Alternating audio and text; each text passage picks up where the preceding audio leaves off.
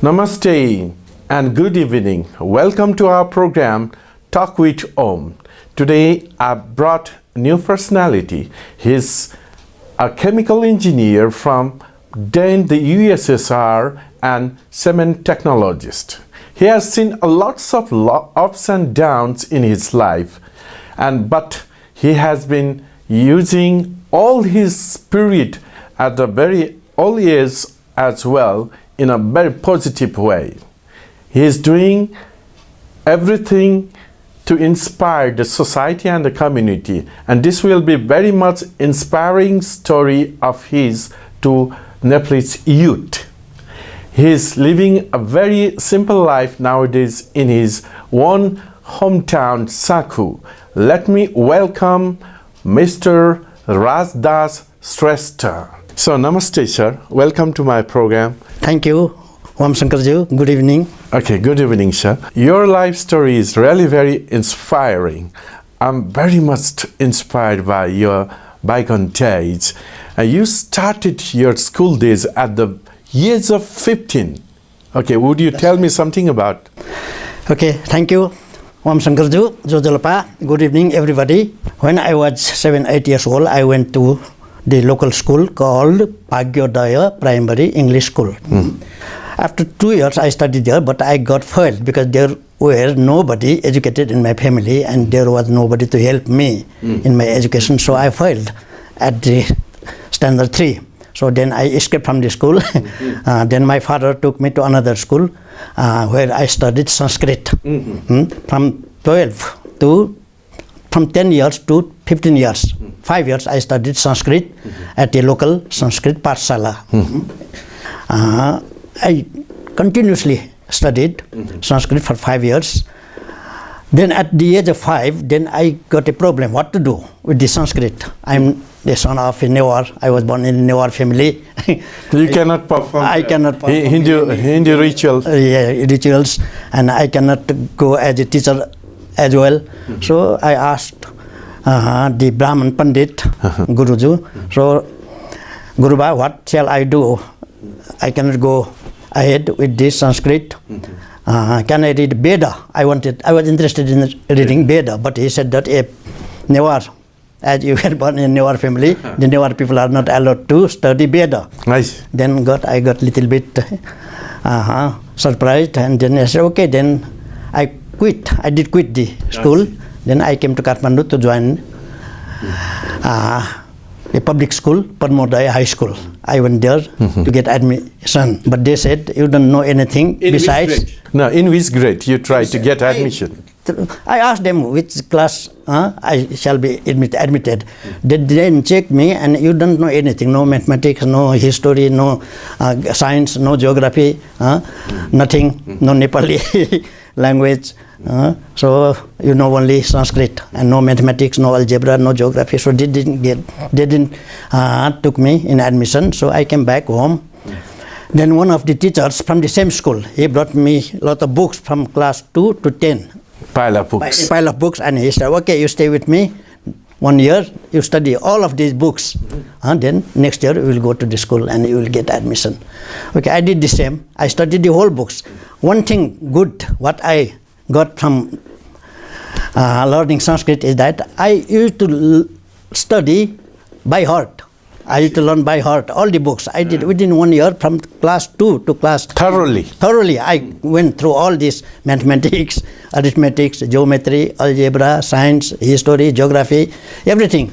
I did study. The next year I got admission in the same school at 7th grade. And you passed SLC with the 4th position in board by then. That's right. I got admission at 7th grade, then I passed 7th, 8th, 9th, 10th.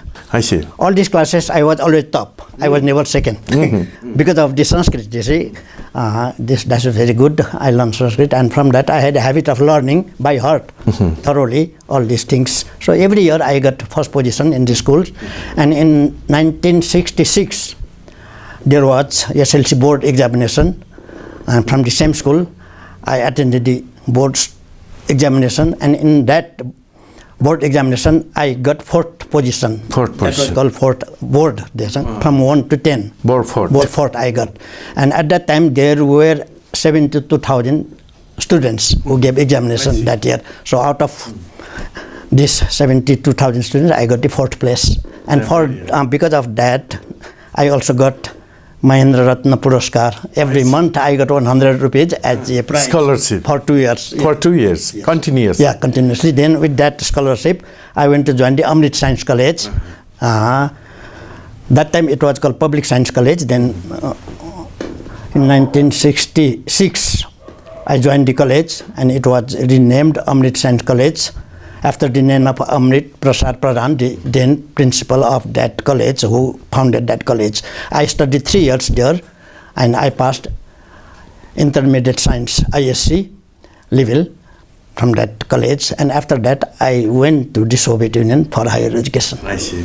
And didn't you feel it was really just like a daydream while you were flying to USSR to be a chemical engineer? Yeah, it was very interesting. I had never dreamed that I would go abroad for study because I was born in a poor family, in a farmer's family at Sanku. But luckily, I passed ISC and SLC with good results. Then easily I was given the scholarship by the Soviet government, the then Soviet government, to study or to get higher education in the USSR. So in 1969, I left Kathmandu for the Soviet Union and I studied 6 years there, engineering course. Actually, I went to study civil engineer, but I don't have that good knowledge of drawing. Your name of the university? That was called Kharkov Polytechnical Institute. I see. In the city of Kharkov. That is the second city in the Ukraine. In Ukraine, there Kharkov, and there was a big institute, Kharkov Polytechnical Institute, and from that institute I got the degree of chemical engineering, and my specialty was cement technology. I see. That's great. And would you tell me something very interesting incidents that you had while you stayed there in the USSR? Yeah, it was very interesting life in the Soviet Union. The second year I went there, I got acquainted with a girl, Valentina Shrestha, and I also got married with her. We studied in the same institute, and in 1972, after 3 years, I went there. We got a son, first son, Alexander Shrestha, and 1974 I got another son. So there was a family life also while I was studying. So it was very interesting. In the Soviet Union that time, everything was free there. It was a socialist system. So education was free, lodging was free, health was free for everybody. You don't have to pay anything for the government itself used to take the whole responsibilities of the people. Yes. Everybody had free education, free health service. Nobody had to pay for health and education. That was a socialist system. So I was there for 6 years. Very interesting. And the people in Soviet Union, very good people. They were very friendly, and they helped me in all the places wherever I went there. And I stayed there 6 years, from 69 to 76.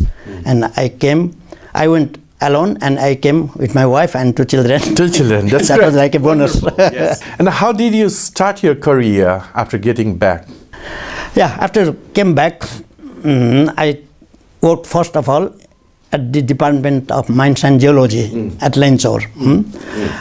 There I got a job as a research officer, and my field was to make cement out of limestone and clay. So first of all, I did study the possibility of limestone, so where the deposits are in Nepal. So I travel a lot in Nepal, and I found a great and big and very good deposit of limestone in Udaipur district of eastern Nepal. I see. So I studied that limestone, and it was found very good and a big and huge deposit of limestone. I studied there. I took the stones from that place. I analyzed it. I studied, did the research, and it was a great deposit. And on the basis of that work, which I started in 1978, I think, and now you see there is a big cement factory, Udaipur cement factory, one of the biggest factory in Nepal. Not only in Nepal, it is one of the biggest factory in this Asian region. So I feel very proud to see that the cement factory is running very good. For your sole contribution there. Yes, at the beginning I started, like the seed. Yes, we need to be very grateful to you. So Nepal is very rich in limestone deposits. So that's why nowadays there are a lot of cement factories in Nepal because of the limestone deposits. And the best deposit is in Udaipur. And the second deposit I found in Jogimara, in Tading district. There is also a good deposit of limestone, very good quality. And there is a lime industry now running at Tading in Jogimara. I think your wife also tried to serve here in the government office. Right. My wife also, Valentina Shrestha, she was also a chemical engineer, but her specialty was glass technology. To make glass. Glass is made out of sand. So she was looking around in Nepal where a good quality of sand is available for glass. You cannot make glass from all the sands. You need very fine and very pure sand.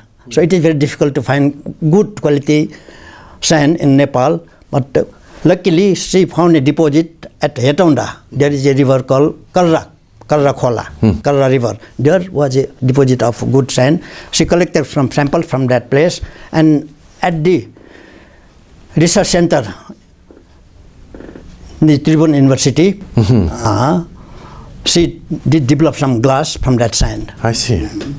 So we were working together. First, I worked at the Department of Mines and Geology, and my wife also requested the office to get some job. But because as she was a foreign citizen, so Nepalese government don't allow foreign citizens to work in the government office. That's why she couldn't get a job there. Then we went to Tribhuvan University, and both of us got a job at the Research Center for Applied Science and Technology under the Tribhuvan University at Kirtipur. There we did 2-3 years, very hard working in finding raw materials for development of cement and glass. And it was a great success there. And even the Biden, the King, Birendra and Aishwarya were very much impressed by your work, right? That's right. While we were working there, King Birendra was making official trips, visits to different districts.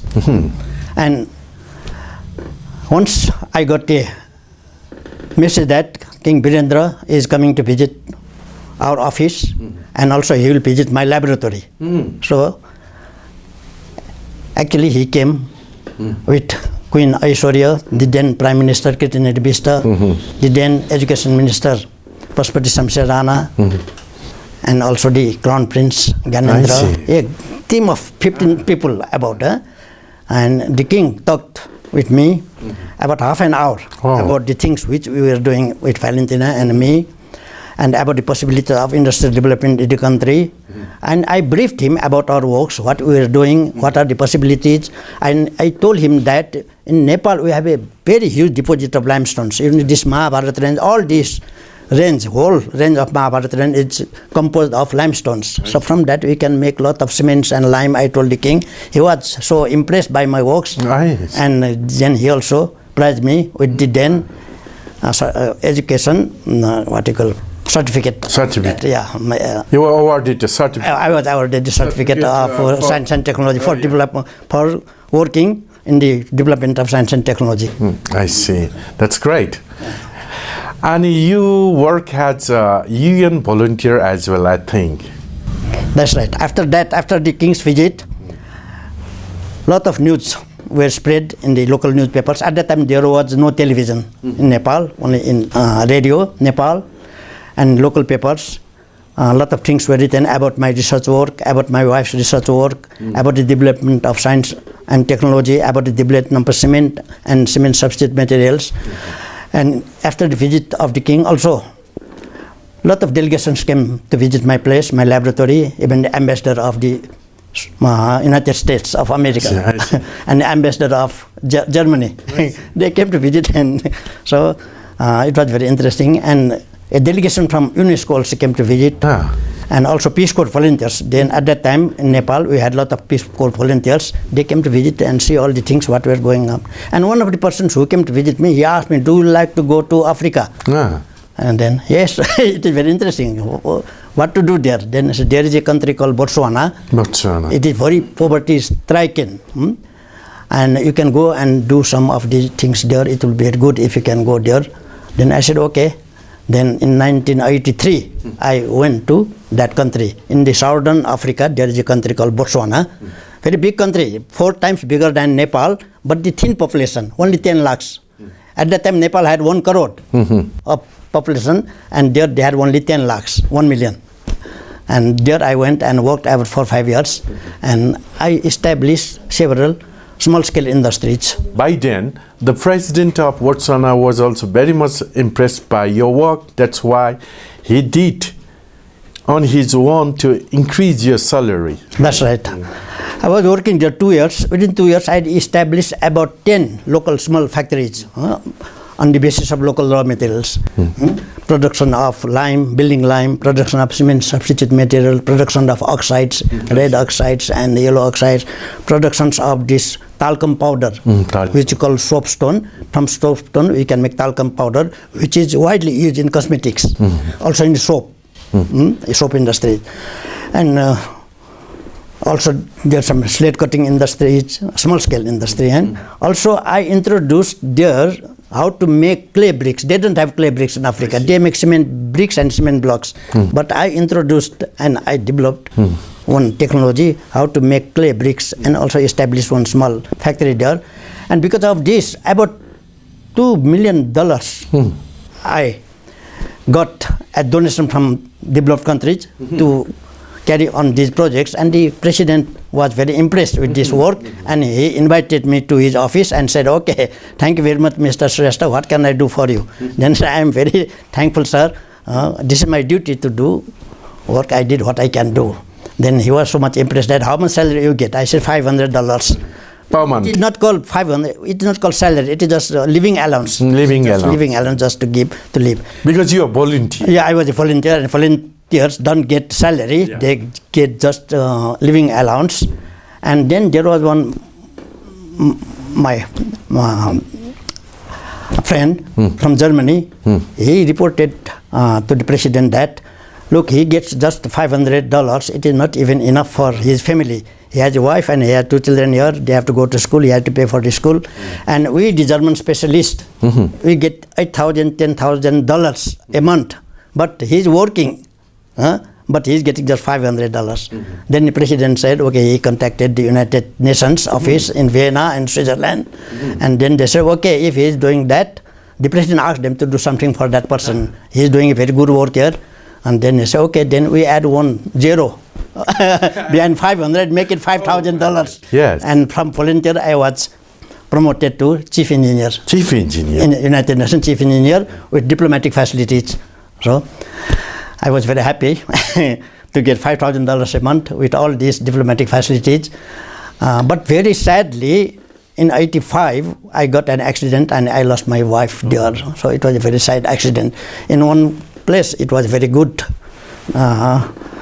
opportunity I got there, but at the same time, I lost my wife. Then I came back to Kathmandu. I was admitted to the hospital for 3-4 months in South Africa, Pretoria. Pretoria. At that time, Nepal didn't have any diplomatic relation with South Africa. I see. As a Nepalese, I can't go there because there are no relations. But as I was a UN member, so on that basis, they admitted me in the South African hospital. After 3-4 months, I came back to Nepal, and about 1 year I was staying here. Then after again they called me to Botswana back, and then I went again back and worked 3-4 years more as a specialist, as a chief engineer, UN chief engineer. But you could not continue along there because of that sad accident, And that's right. Finally, you got back. Yeah, after 4-5 years, my projects were finished, but they took me then from Botswana to Mozambique. Because they saw the progress which I was doing in Botswana. Then the project which I was running in Botswana was held by Frederick Ever Foundation, German project. And also in Mozambique, there is Frederick Ever Foundation, and they took me to carry out similar projects in Mozambique. So I went there couple of months.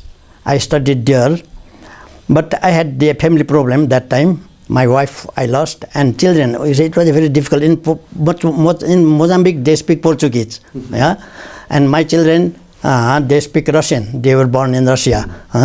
And for schooling and all these problems, because of these things, then I didn't go to Mozambique, just started some work there. Then I came back to Nepal because I like to come back to Nepal and do something for my country. Our country, yes. And in Botswana, I finished all the projects. Great, okay, so would you tell me your very interesting incident, or say your stay in the USA for some time? Yeah, after coming back from Africa, I had quite some money. As the chief engineer, I got $5,000 every month, about 2-3 years. I was working there. With that money, I established a factory producing lime and color paints. Before that, you went to USA? No, after that. Yeah, after Africa, I came to. I stayed at Koteshwar, Kathmandu. I built a big house and a factory. You got luxurious life. Yeah, it was very. I had a lot of money that time, and I had a very luxurious life. I had a factory. I had four car vehicles, and 5, 6, 7 motorcycles. I had 20 people working in the factory. I see. 20 people working, and in the administration, under 30 people working for me.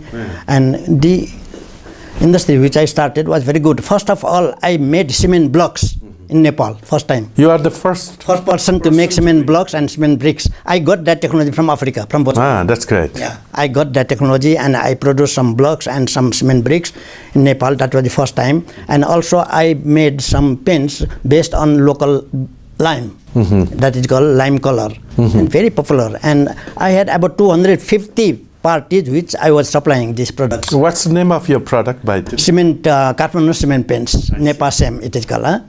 And from Kathmandu Valley, in Bhaktapur, Kathmandu, Lalitpur, and from Jhapa to Nepalganj, Pokhara, Birganj, Viratnagar, everywhere my product was spread. And the factory grew so big that I couldn't control.